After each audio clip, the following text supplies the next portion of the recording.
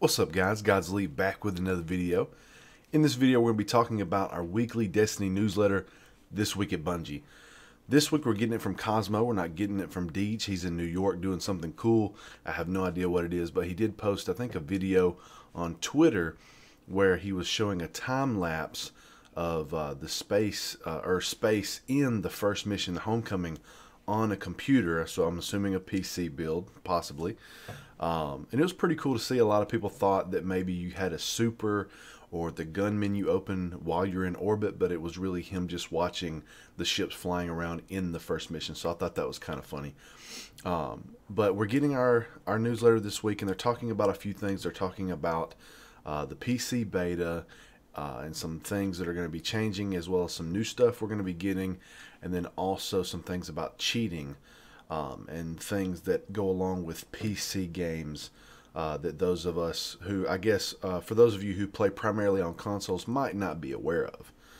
So he starts off, with August. There's 5 weeks left until Destiny 2 comes out. I'm super excited, and I hope that you are as well. If you're playing solely on PC, then it's going to be a little bit longer. So right here, it talks about basically what they want to do with the PC beta for this coming month. Test the functionality for Destiny 2 on a new platform, give PC players their first taste of Destiny 2 in action, leave a world of surprises in store for the final version of the game, similar to what they did with the consoles, except PC is a new frontier for Bungie as far as Destiny goes. What you'll be able to play, and so they've talked about each time that they have an event there's something new, and so this is no different than anything else. We're going to have the Homecoming story mission just like we did last time, the Inverted Spire Strike, Countdown on Midtown, but now we're going to be getting a new map for Control called Javelin 4. I don't have any information on this map yet or any gameplay or pictures, so I'm assuming before the beta starts we'll probably get a little information about the actual map.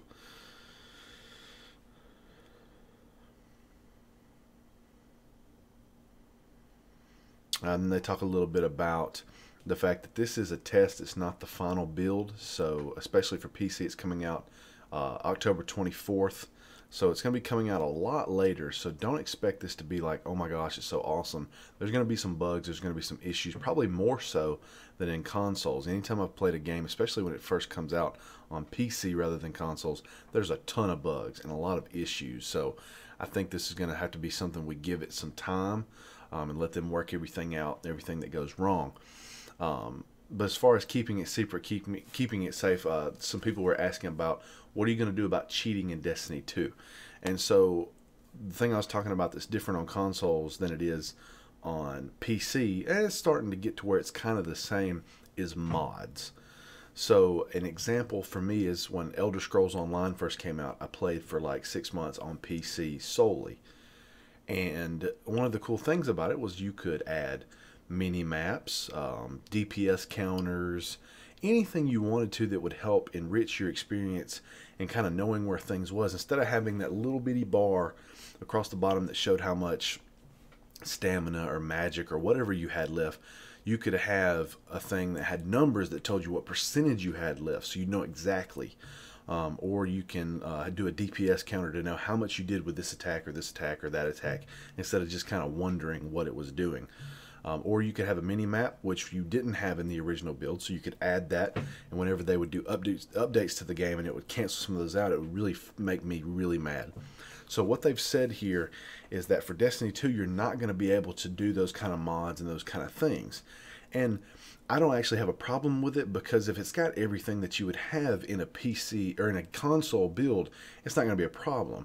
If you remember back to, I think it was Skyrim on consoles, you had a mini map. There's a lot of games on consoles where you have mini maps and different things like that, where on PC you don't have those things. So I think as long as everything that's on the console is also what's in the PC, like your radar and your map or whatever, it's going to be fine. I'm not going to have a problem with it. So they've said that they're not going to do that, just so that people aren't cheating and messing with the game code and doing stuff inside the game that they don't want them to, which I don't have a problem with. You can let me know in the comments if you disagree or agree. You want to go on the actual newsletter, and you can click here to look a little bit more at what they're going to do. They're not going to give us the whole battle plan because they don't want to tell you all their little secrets to how they get rid of cheaters. Your next Bungie bounty is Ramez, yeah, in California, 4 p.m. Pacific, 8/08/2017. On the PS4, the playlist is Clash. And then down here at the bottom it says, that's all for this week. The PC beta is only a few fortnights away. We're all extremely excited about our first live fire exercise for Destiny on PC. Tune in next week to learn more about the tuning changes mentioned above and hear from the team how the console beta and our own playtests are influencing the final cycles of developing Destiny 2. One thing I will say before we kind of end the video, I guess, today, is that people who played on console and they're also going to be playing on PC, they really want your feedback to see if your experience is very varied, or very different.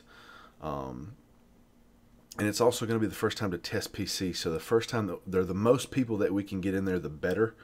And also, we've already received some numbers back from Activision on how well the beta was for Destiny 2. In 2014, the beta for Destiny 1 had about 8 million players. And reportedly, there are more players that played in the Destiny 2 player than Destiny 1. And there are also more pre-orders. So that is a good thing for us. It's going to lead to the Bungie getting more resources to be able to make more stuff, more content.